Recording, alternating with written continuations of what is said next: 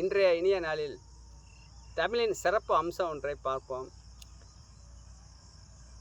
உலக அழகி பட்டம் நடைபெறும் இடத்தில் அதன் அமைப்பாளர்கள் உலக அழகியாக தேர்ந்தெடுக்கப்பட்ட பெண்மணிக்கு 3 அல்லது 2 அல்லது 3 கேள்விகளை கேட்பார்கள். அந்த கேள்விக்கு சரியான பதிலை சொன்னால்தான் அந்த அழகி பட்டம் கிடைக்கிறது. அழகு மட்டும் போதாது, அறிவும் சரியாக நுட்பமாக இருக்க வேண்டும் என்பதை சோதித்து தான் உலக அழகி பட்டம் தருகிறார்கள். அதை போலவே நம் தமிழ் மொழியில் அமைந்துள்ள சிவ குடும்ப விஷயங்கள்லாம் ஒன்றை வைத்து நாம் அந்த விஷயங்களை இதை உதாரணமாக வைத்துக்கொண்டு புரிந்து கொள்ளலாம். தமிழ் மொழியை ஆழமாக கற்றுக்கொண்டால் எப்பொழுதுமே மன அமைதி, நிரந்தர ஆனந்தம், குடும்பத்திலும் சரி, பணி செய்யக்கூடிய இடத்துலையும் சரி, விவேகத்துடன் செயல்படலாம், வெற்றியை பெறலாம்.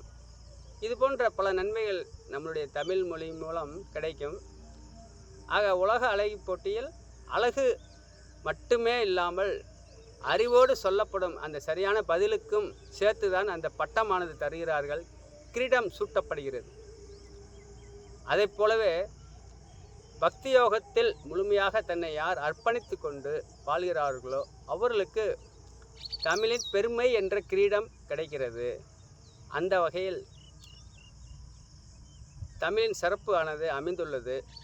சிவன், பார்வதி, முருகன், விநாயகர் என்று எடுத்துக்கொண்டால், முருகன் அழகுக்கு பெயர், அழகென்ற சொல்லுக்கே முருகா என்று சொல்வார்கள். விநாயகர் அறிவின் அம்சமாக இருப்பார். ஆக அழகு முருகன், அறிவு விநாயகர். அழகும் அறிவும் சேர்ந்தால் கிரீடம் தரப்படும். அதை போலவே இந்திய கடவுளர்கள் நமக்கு அறிவையும் அழகையும் ஒரு சேர நமக்கு தர வேண்டும் என்று வேண்டிக் கொண்டு நிறைவு செய்கிறேன். அடுத்தடுத்து பார்ப்போம்.